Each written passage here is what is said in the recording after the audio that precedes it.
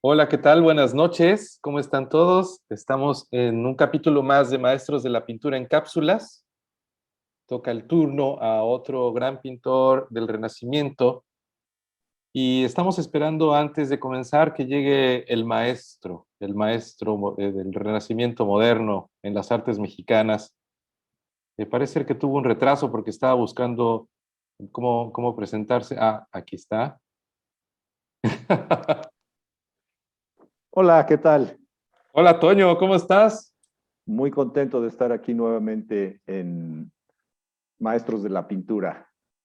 Maestros de la Pintura en Cápsulas, que ahora tenemos un capítulo también muy atractivo de uno de los grandes pintores italianos, Piero de la Sí, Francesca. exactamente. Y Piero de quiero la Francesca. comenzar, si me lo permites, Toño, un poco haciendo las acotaciones biográficas y un poco la historia de quién era este señor para quienes no estén muy al tanto de su importancia. Bueno, Piero de la Francesca, pintor italiano del 400, del siglo XV, nacido en 1415, fallecido en 1492.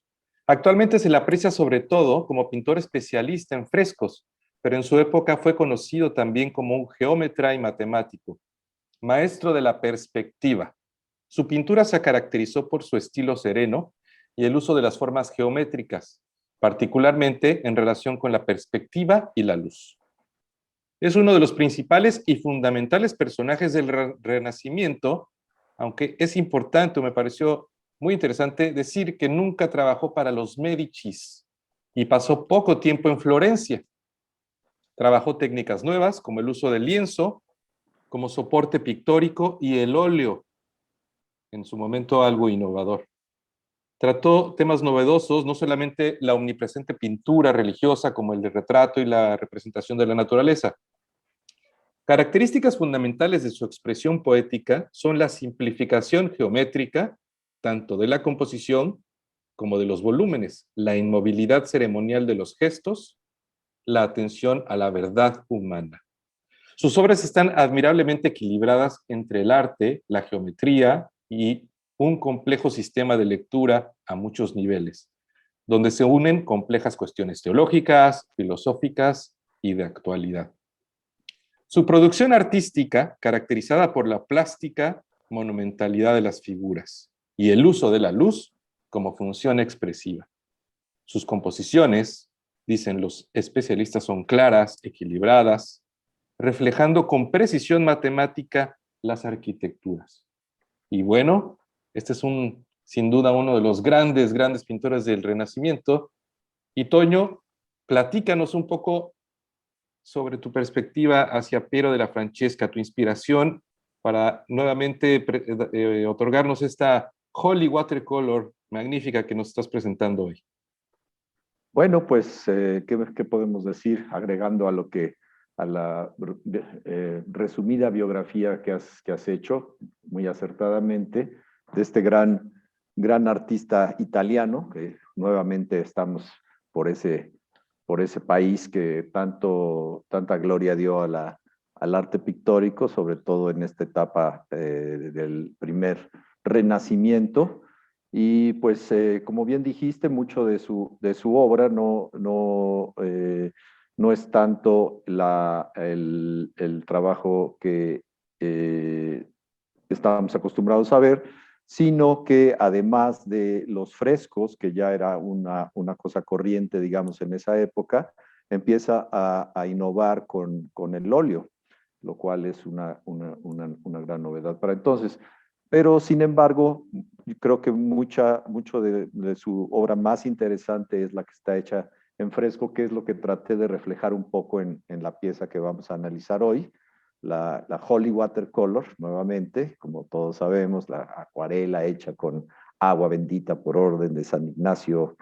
Y, eh, y en la obra podemos ver que es sobre todo la coloración deriva de esos frescos, que es por lo regular, por supuesto, también tiene que ver el paso del tiempo. Se han ido opacando, han ido añejándose, ¿verdad? Los colores. Entonces no vamos a encontrar colores demasiado vibrantes como yo quisiera, creo. pero, que aún así son muy bellos y sumados a la textura misma de las paredes, que también vamos a ver cómo de cierta manera está reflejado en el de la acuarela. Muy bien, Toño. Pues mira, vamos a pasar, como lo hemos hecho en todos los capítulos anteriores, a mostrar algunos de los detalles que forman parte de tu obra, porque bueno, también hay que, los que ya han visto capítulos anteriores sabrán que tu manera de pintar el homenaje a Piero de la Francesca es utilizar detalles de varias pinturas reconocidas por, eh, bueno, del artista. Y bueno, tenemos una colección que, bueno, comienzo con la primera. ¿Ya estás viendo la pantalla? Sí. Eh, sí, estoy viendo la pantalla. Sí, ahí tenemos la famosa Virgen del Parto, que fue uno de sus primeros piezas que de hecho dicen que la hizo dedicada a su madre, ¿verdad? Y muestra una mujer embarazada que con un curioso vestido azul que tiene unas aberturas, una en el frente y dos a los lados. Muy curiosa la imagen.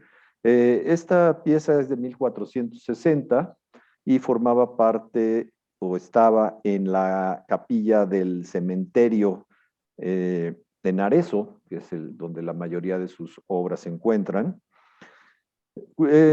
Tiene una historia curiosa ya en el siglo XX, esta obra, porque en 1911 se la despegan del muro donde fue pintada y la llevan a la pinacoteca del Santo Sepulcro. Eh, la gente la reclama y es traída a su lugar de origen, a la misma capilla del cementerio, y se convierte bueno, no se convierte, sino que porque ya era un objeto de veneración muy importante. Muchas mujeres que estaban en esa situación de dar a luz imploraban su bendición para que todo se llevara a buen término. Y es tanta la veneración que se tenía por esta obra que en 1954, cuando se organiza una importante exhibición en Florencia del trabajo de Piero de la Francesca, la gente se amotina, digamos, de tal forma que las autoridades pues, prohíben el traslado temporal de la pintura para la exhibición, porque había fuertes temores de una reacción popular en caso de que se hiciera, sobre todo si en ese momento hubiera alguna complicación de parto cuando la pintura estaba ausente. Entonces podemos aquí ver un ejemplo claro de toda esa magia que puede irradiar una representación pictórica. Fantástico, qué historia tan excelente. Bueno, vamos a la imagen de referencia número 2, bueno, que es una incógnita para mí, no sé realmente a qué se trata, pero platícanos. Bueno, este es un pequeño detalle de una obra más grande, que es el Bautismo de Cristo. Es una de las pinturas, de las primeras pinturas de mayor formato que hizo Piero. Y te digo, no es la imagen principal, de hecho aquí ya se ve su gran aportación a la perspectiva, aunque se trata de un exterior. El uso de la escala en la figura humana, de los tamaños de las figuras, como podemos un poquito ver aquí, vemos un primer plano que de hecho es San Juan Bautista, el que vemos aquí el codo, que está en primer plano bautizando a Cristo, el cual no vemos ahora en este detalle, pero vemos otras figuras más atrás y conforme se van retrocediendo, va el tamaño reduciéndose y de esta manera empieza a crear este efecto de profundidad en el plano pictórico. La figura aquí que me llamó mucho la atención es esta precisamente por la novedad de que es una imagen desnudándose, que no es algo que se empezó a hacer muy rápidamente creo que no sé si la primera representación de acto en pintura, pero si no es la primera, es una de las primeras, ¿verdad? Es como una especie de striptease del Renacimiento, Exacto. ¿verdad? Incluso vemos el curioso detalle del calzón, que es muy parecido a los calzoncillos que todavía se Así usan. es. Y bueno, y está quitando un camisón o una camisa, algo así, que está de manera muy hermosa, arrugada en la parte superior del cuerpo. Ujú. Y es lo que me llamó mucho la atención de esta pintura, más que la importante escena del bautizo, ¿no? Exacto. De Cristo, sino este detalle de esa figura desnudándose ahí, que es además un poco medio irreverente, diría yo, que en esa representación de ese momento tan sacro, está esta escena tan mundana sucediendo ahí a escasos centímetros de la escena principal. Sí, sí, eso es lo que a mí también me llama mucho la atención. Extraordinaria. Bueno, vamos a la siguiente imagen. Esta es una portada, ¿no? Ajá, sí, esa es una portada, porque pues mucho también lo que he estado comentando en estas cápsulas, y de hecho el título mismo de la serie, de las cápsulas maestros de la pintura, viene de los fascículos semanales que hablábamos, que son algo que yo empecé a obtener gracias a las cortesías de una de mis tías. Y esta es la Maestros de la Pintura, ¿verdad? Hubo otras publicaciones semanales como la de Pinacoteca de los Genios, ¿verdad? O como la que estamos viendo aquí, que se especializaba en determinadas series o determinada obra de cierto artista, y que es a la que vamos a entrar precisamente ahora. Es una serie de murales que también se encuentran en Arezzo, y que narran la historia de la Vera Cruz, o sea, la historia de la Santa Cruz.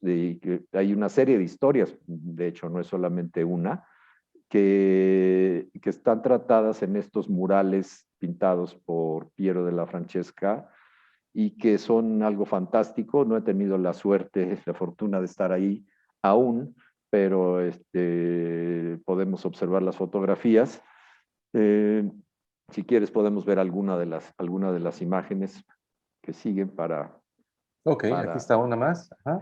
Bueno, esta es una parte la misma reina de Saba. Y está curiosa la selección, la foto que hice aquí, porque es exactamente es una reproducción de que viene en esta pinacoteca de los genios. Y si ven aquí, bueno, digamos, esta Pinacotecas de los Genios es una publicación argentina de 1964, de la editorial Codex. Eran bellísimas el tamaño de las reproducciones, pero pues en sí la calidad de la reproducción pues no estaba muy avanzada, y de hecho de repente sucedían estos errores de impresión que vemos aquí. La Así es. sobreposición no es parte de la pintura, aunque también hay pinturas que tienen repintes y pintaban una pintura sobre otra y de repente ya se veía un poco la que estaba atrás. Pero en este caso es la misma impresión de la editorial, Ok. que tiene aquí una sobreposición de imágenes que también se me hace fantástica, y que empecé también a hacer un poco en mi acuarela. Si ven algunos detalles, vamos a ver que también se ve esto como sobreposición de imágenes que están derivadas de estas mismas reproducciones que tanto tanto he visto y tanto me han gustado a través de varios años.